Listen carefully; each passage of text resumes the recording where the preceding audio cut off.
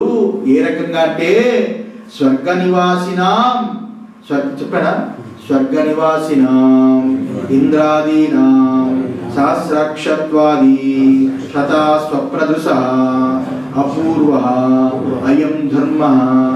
ఏ రకంగా అంటే స్వర్గ నివాసినాం అంటే స్వర్గస్థానమందు ఇంద్రాదీనాం స్వర్గస్థానం యందు ఇంద్రాదులు ఉండడం చేత ఇంద్రాదులు స్వర్గస్థానం యందు ఏ ఇంద్రాదులు ఉన్నారో అలాంటి ఇంద్రాదులకి సహస్రక్షత్వాది అంటే అనేక కళ్ళు, సహస్రక్ష అంటే 1000 కళ్ళు అని అంటే అనేకం. ఇక్కడ అనేక కళ్ళు అంటే ఏం చెప్తారు ఇక్కడ, ఆయనకి 1000 కళ్ళు ఉన్నట్టుగా శపించాడు అని అక్కడ కథ ఉంది కదా. దక్ష ప్రజాపతి తన కూతురు సరిగ్గా చూడలేదని ఆ యొక్క కూతురు కోసం నీకు ఒళ్ళంతా కళ్ళు అయిపోవాలని శపించాడు. ఆ ఇంద్రుడికి ఆ శాపం చేత ఒళ్ళంతా కళ్ళు వచ్చేసాయి అని. నకసిక పర్యంతము, సహస్రము అంటే 1000 అని కాదు, అనేకం. మొత్తం నకసిక పర్యంతం మొత్తం చోటు లేకుండా మొత్తం చర్మం అంతా కళ్ళు అయిపోయాయి అని. ఆ రకంగా ఇంద్రుడికి 1000 కళ్ళు ఉన్నట్టుగా స్వర్గంలో పురాణాలు చెప్తున్నాయి కదా, 1000 కళ్ళు ఉన్నట్టుగా. ఆ రకంగా తథా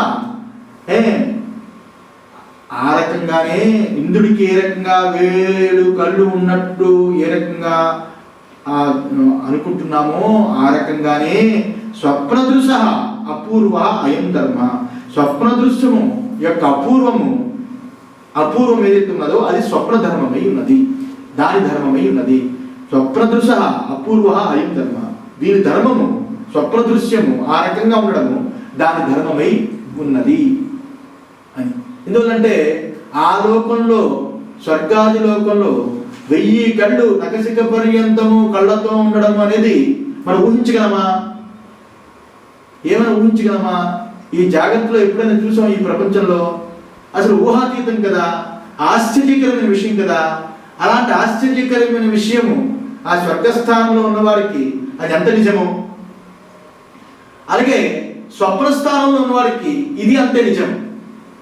స్వర్గస్థానంలో ఉన్నవాడికి సహస్ర కళ్ళుతో ఉన్నవాడు, అమ్మవారు 16 భుజాలతో ఉంటుంది, అలాగే లేకపోతే అష్టభుజితో ఉంటుంది, లేదా చతుర్భుజితో ఉంటుంది.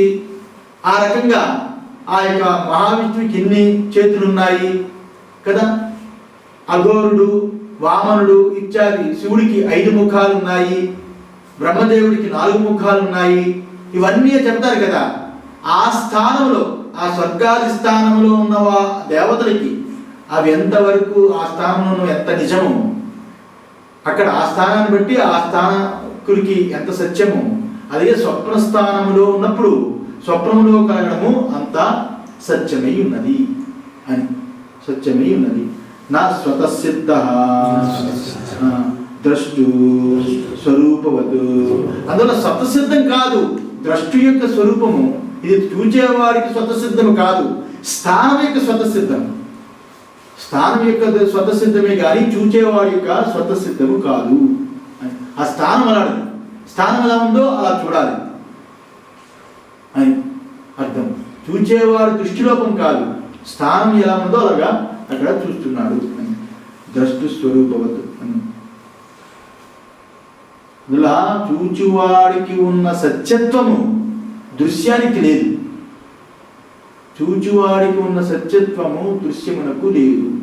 ఇందులో చూచువాడు ఉన్నది ఉన్నట్టుగా చూస్తాడు. దృశ్యము అనేక రకరకాల వికారాలు, సకారాలు అన్ని రకాలుగా కనిపిస్తూ ఉంటుంది. అది దృశ్యం యొక్క స్థానం అలాంటిది. చూచేవారికి మాత్రము అది లేదు. అందులో వాడి సత్యత్వముకి దృశ్యానికి లేదు అని ఈ రకంగా.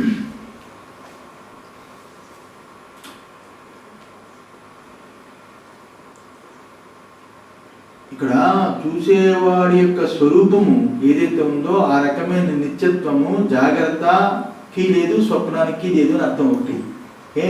ఆ రకంగా ఇక్కడ ఇప్పుడు ఈ జాగ్రత్త అవస్థలో ఎవడైతే నేను నేను అంటున్నాడో, ఈ జాగ్రత్త ఉన్నప్పుడు ఏ నేనైతే ఉన్నాడో ఆ నేనే స్వప్నంలో కూడా ఉన్నాడు అని కదా లోకంలో అంటారు. ఇది అబద్ధం.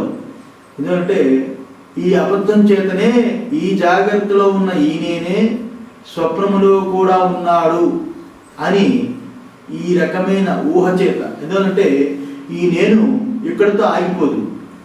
ఈ నేను స్వప్నాన్ని సుషుప్తిని కూడా ఈ నేను కలుపుకొని తాను అనుభవిస్తున్నట్టుగా నటిస్తుంది. ఎందుకంటే తనకు తెలియదు అని ఉండదు, తనకు అన్నీ తెలిసిన అనుకుంటుంది. ఎందుకంటే ఆ నేను యొక్క మాయ అలాంటిది, నేను యొక్క వ్యవస్థ అలాంటిది. అందులో నేను అనేది ఏదైతే ఉన్నదో అది అవిద్యా స్వరూపం చెప్పడానికి. నేను అంటేనే అవిద్యా స్వరూపం. లేనిది ఉన్నట్టుగా, ఉన్నది లేనట్టుగా కనిపించడమే దాని స్వరూపం. అలాంటి నేను ఏదైతే ఉన్నదో మనకి జాగ్రత్త అభిమానంతో కూడుకున్న నేను స్వప్నములో కూడా నేనున్నాను అంటుంది. కానీ స్వప్నములో ఉన్న నేను వేరు, జాగ్రత్తలో ఉన్న నేను వేరు అని ఎవరికి తెలుసు? పరమార్థ నిర్ణయము చేసిన, అనుభవ తర్కముతో విచారించిన, అనుభవాంగ తర్కముతో విచారించిన వాళ్ళకే స్వప్న స్థానంతో కూడుకున్న ఆ స్థాని వేరు, జాగ్రత్త స్థానంతో కూడుకున్న ఈ స్థాని వేరు అని రెండు నేనులు వేరని వీరికే తెలుసు. మిగతా వాళ్ళందరూ కూడా జాగ్రత్త అభిమానంతో కూడుకున్న ఈ నేను యొక్క దృష్టిని నమ్ముకొని ఆ నేను నేనే అని చెబుతుంది. అందువల్ల అది కేవలం తోక వంటిది, కేవలం వాసనామయం, అదంతా అబద్ధము అని చెప్తుంది. ఇక్కడ ఇంత భాష్యం చెప్పడానికి కారణం ఏమిటంటే జాగ్రత్త యొక్క పూర్వపక్షి చేతనే భాష్యకారు చెప్పిస్తూ మనం దాన్ని వివరించడానికి కారణం ఏమిటంటే ఇక్కడ జాగ్రత్త వాసనలే స్వప్నములు అని అనడానికి ఇక్కడ అపూర్వమైనవి కూడా చూస్తాను కదా, జాగ్రత్త వాసననే నేను స్వప్నంగా చూస్తాను అంటలేదు అని అన్నాడు. జాగ్రత్త వాసననే నేను స్వప్నంగా చూస్తాను అంటలేదు. జాగ్రత్తలో ఎప్పుడు ఊహించనివి, తోచనివి, అసలు ఆశ్చర్యకరమైనవి, అసలు కుదరనివి స్వప్నంలో చూస్తూ ఉంటాం అన్నప్పుడు జాగ్రత్తను విడగొట్టి ప్రశ్నలోనే చూపించినప్పుడు అది స్థాని ధర్మము. ఆ స్థాని ధర్మము, ఆ స్వప్నం యొక్క స్థాన ధర్మం అలాగే ఉంటుంది. ఏ రకంగా ఊహించావా, ఇంద్రుడికి సహస్రం కళ్ళు ఉన్నాయని, లేకపోతే ఈ రకంగా ఉన్నాయని ఊరికి ఊహానికి కూడా అందదు కదా ఈ శరీరాన్ని, ఈ ప్రపంచాన్ని పెట్టుకుంటే. అందుకే నాస్తికులు మీరు పెట్టుకున్న వాళ్ళని బొమ్మలు, రాళ్ళు, రప్పులు అన్ని అబద్ధాలు. ఇదంతా కూడా ఏదైనా దాన్ని నిరూపించగలరా, అలా కుదురుతుందా అని వాళ్ళు అడిగే ప్రశ్న జవాబు చెప్పలేకపోతున్నాం. ఇక్కడ దృష్టిలో పెట్టుకుని ప్రశ్న అడిగితే జవాబు చెప్పలేము. అక్కడ స్థానాన్ని బట్టి అక్కడ జరుగుతున్నది మాత్రం అది నిజమైనది. ఇక్కడ స్థానాన్ని బట్టి అది ప్రశ్న అడిగితే జవాబు చెప్పలేము. అలాగే ఇక్కడ స్థానాన్ని బట్టి స్వప్నం గురించి అడిగితే జవాబు చెప్పలేము.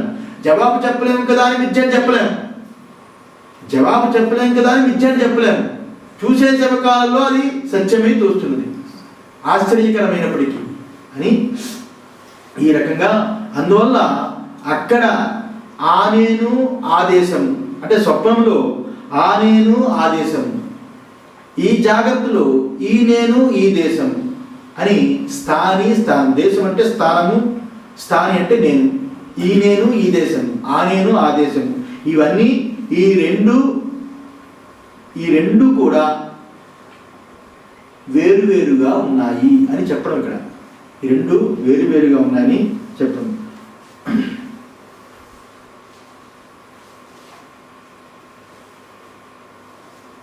ఇక్కడ వాడు ప్రశ్నలు వేశాడు కదా, ప్రశ్నలో ప్రశ్నలు అతను యొక్క ఆలోచన యొక్క ప్రశ్నని మనం పెట్టుకున్నాం. ఏమని? స్వప్నంలో ఏవైతే నామరూపాలు ఏవైతే తోస్తున్నప్పటికీ, స్వప్న సమకాలంలో ఏవైతే నామరూపాలు తోస్తున్నప్పటికీ అవి అనియతమైనవి, అవి నియతముగా లేవు. ఆ దేశకాలాదులతో కూడుకున్న విషయాలు ఏవైతే ఉన్నాయో అవి నియుక్తంగా లేవు. గృహము ఏదైతే ఉన్నదో అది ఒకసారి పక్షిలాగిపోయినట్టుగా అనిపిస్తుంది. ఆ రకంగా పర్వతము ఏదైతే ఉన్నదో నీరులా ప్రవహిస్తున్నట్టుగా కలుస్తుంది. ఆ రకంగా అక్కడ స్వప్నము చూచేవాడే అక్కడ కర్తగా భోక్తగా ఉన్నాడు. కానీ స్వప్నంలో అనేక కర్తలు భోక్తలు ఈ రకంగా వ్యవస్థితంగా నియతంగా ఇక్కడ ఉన్నట్టుగా అక్కడ లేరు అని చెప్పాం. ఆ రకంగా జాగ్రత్తలోని ఆ కోరికలు నెరవేర్చుకోలేని స్థితి ధర్మశాస్త్రం వల్ల ఉండి, దేశ నిబంధన ఉండి, ఏదో కట్టుబాట్లు ఏవైతే ఉన్నాయో అవి తెంచుకుని స్వప్నంలో నెరవేర్చుకోవచ్చు, ఆ కోరిక తీర్చుకోవచ్చు అని నువ్వు అడిగావు కదా. వాటన్నిటికీ ఒకటే సమాధానమై ఉన్నది. ఏమిటి అంటే ఆ ప్రశ్నకి ఒకటే సమాధానం. ఇక్కడ స్థానాన్ని బట్టి అక్కడ స్థానాన్ని నిర్ణయించడం సరికాదు. ఇక్కడ స్థానము, ఈ స్థాని ఏ రకంగా తెలుసుకుని ఈ స్థాని ఏ రకంగా జీవిస్తున్నాడో అక్కడ స్థానాన్ని బట్టి ఆ స్థాని ఆ రకంగా అక్కడ జీవిస్తున్నాడు. ఇక్కడ స్థానాన్ని చూసి ఈ స్థాని నేను ఇది నిజమని ఏ రకంగా అనుకుంటున్నాడో అక్కడ స్థానాన్ని బట్టి ఆ స్థాని ఆ నేను అక్కడ నిజమని అనుకుంటున్నాడు. ఇక్కడ దృష్టితో అక్కడ ఈ రకంగా చూడటము తప్పు అని. ఇప్పుడు లోకంలో చంద్రమండలం వెళుతున్నవాడు ఎవడైతే ఉన్నాడో చంద్రమండలంలో వాడు ఎగురుతున్నట్టుగా ఉంటాడు. జాగ్రత్తలో భూమి మీద ఉంటాడు. చంద్రమండలం వెళ్ళినప్పుడు చంద్రమండలం మీద నిలబడ్డు వాడు భూమి యొక్క ఆకర్షణ శక్తి, గురుత్వాకర్షణ శక్తి, భూమికి గురుత్వాకర్షణ శక్తి ఉంది. చంద్రమండలంకి వెళ్ళినప్పుడు అక్కడ గురుత్వాకర్షణ శక్తి లేదు. అక్కడ దేని మీద నిలబడతాడు? నిలబడడానికి ఆధారం లేదు, నిరాధారంగా ఉంటాడు. 4 సినిమాల్లో చూపించే నాదుడులాగా నిరాధారంగా ఉంటాడు. అక్కడ ఆకర్షణ శక్తి లేదు కదా. అది అబద్ధం అంటామా? చంద్రమండలంలో ఆ వ్యవస్థ, అక్కడ గురుత్వాకర్షణ శక్తి లేదు. ఇక్కడ భూమికి గురుత్వాకర్షణ శక్తి నేల మీద నడుస్తూ ఉంటాడు. దీన్ని బట్టి అది అబద్ధం, వెళ్ళడం అబద్ధం, అక్కడ అబద్ధం, అక్కడ అలా లేదు అంటే అక్కడ ధర్మం ఉన్న ధర్మం అలాంటిది కదా.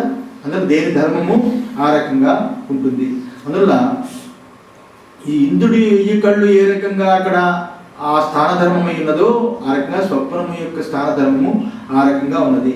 అందువల్ల ఇక్కడ జాగ్రత్తలో ఏదైతే ఇది స్థాని ధర్మము అని ఏదైతే చెప్పామో అదే స్వప్నంలో కూడా అది దాని స్థాని ధర్మమై ఉన్నది. స్థానాన్ని బట్టి స్థాని ధర్మము అనేది ఏదైతే చెప్పామో అక్కడ దాని రూలు అది ఉన్నది. స్వప్నం యొక్క రూల్ అలా ఉన్నది, జాగ్రత్తలో జాగ్రత్త యొక్క రూల్ అలా ఉన్నది. ఈ జాగ్రత్త రూల్ని పెట్టుకుని ఆ యొక్క స్వప్న రూల్ని కొట్టడం తప్పు. అలాగే స్వప్న రూల్ని బట్టి జాగ్రత్తను కొట్టడం ఏదైతే తప్పు అన్నావో అది కరెక్టే. అందువల్ల అది ఆశ్చర్యకరమైనది, ఇప్పటికీ అది నిజం.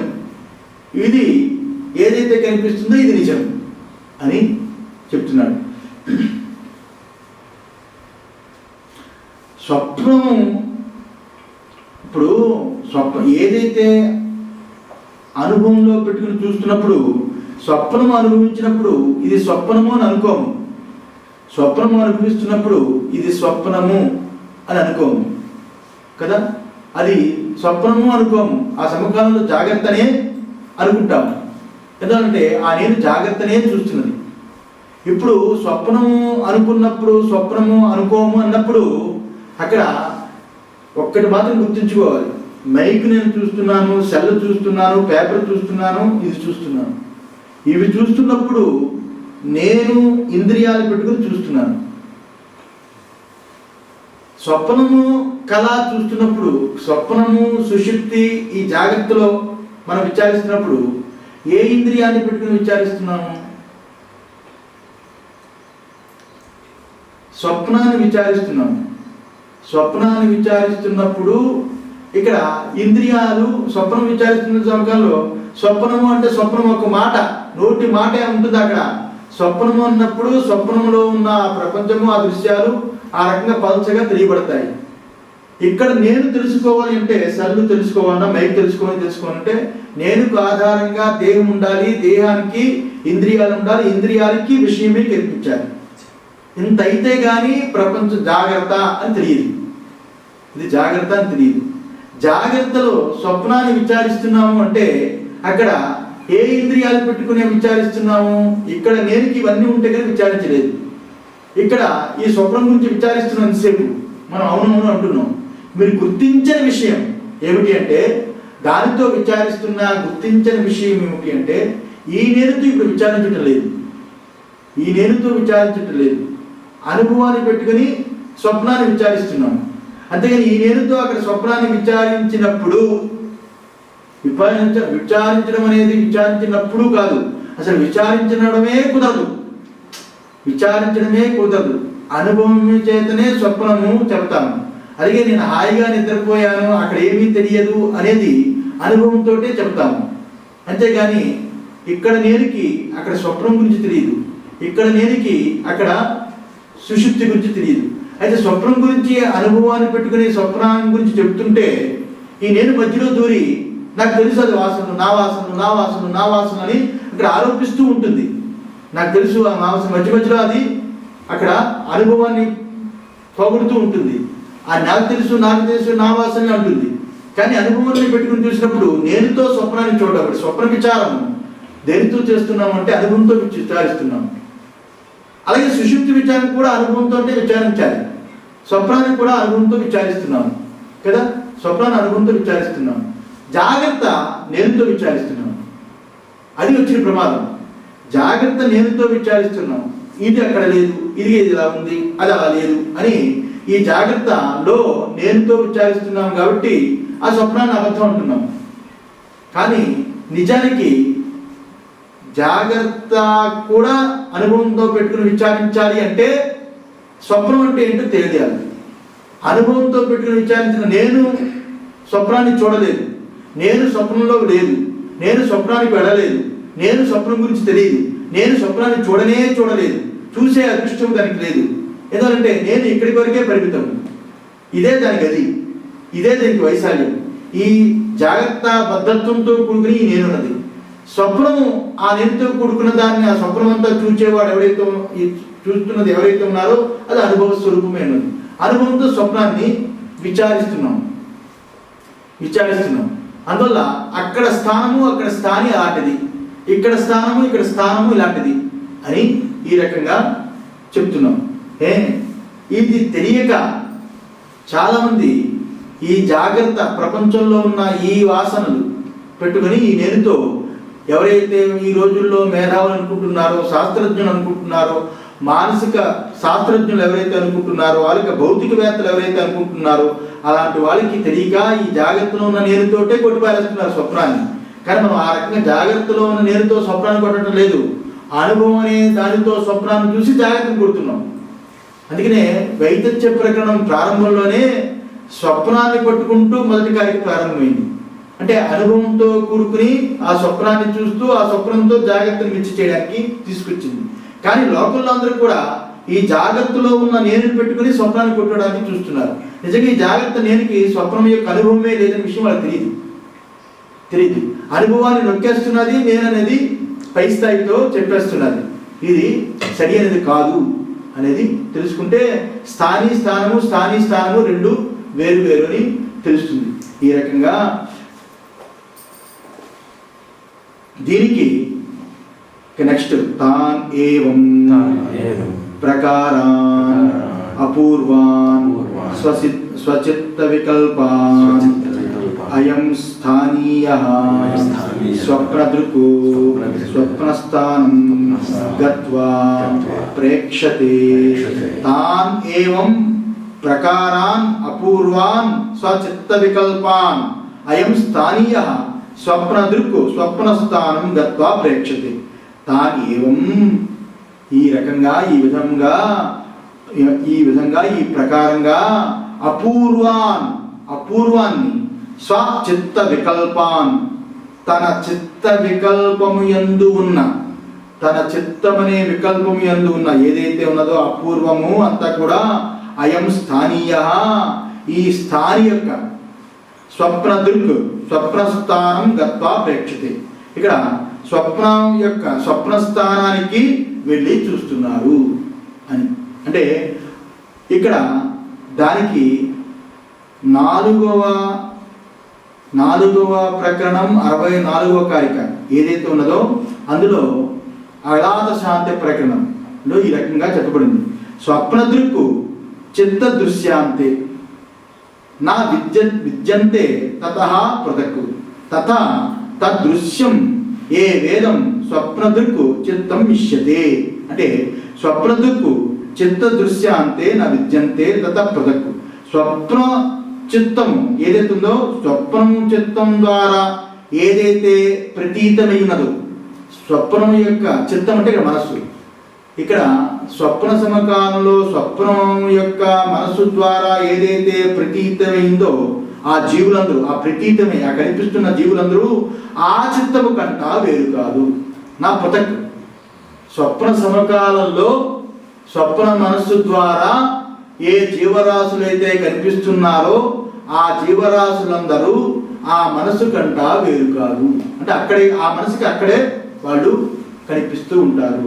తథా ఆ రకంగానే తదృశ్యం ఏ వేదం స్వప్న చిత్తం ఇచ్చింది. ఆ రకంగానే స్వప్న చిత్తము కూడా, ఆ స్వప్న చిత్తము కూడా ఆ సాక్షికి అది వేద్యమై ఉన్నది, తెలియబడుతున్నది అని చెప్పాడు. అంటే ఇది ఎంత ఇది చెప్పంటే, ఈ అనుభవము చేతను మన స్వప్నాన్ని చూస్తున్నామే కానీ అది స్థానం అక్కడ రెండు ఉన్నాయి, ఇది స్థాని ఇది స్థానం ఎలా ఉందో అది అనుభవంతో చూస్తున్నామే కానీ నిజంగా మనము జాగ్రత్త నేనుతో చూడడము లేదు అని చెప్పడానికి ఈ 64వ కారిక ప్రమాణమే ఉన్నది. దీన్ని రేపు పూర్తి చేస్తాను. ఓం సహనావతు సహనో భునక్తు సహ వీర్యం కరవావహై తేజస్వినావధీతమస్తు మా విద్విషావహై. ఓం శాంతి శాంతి శాంతి.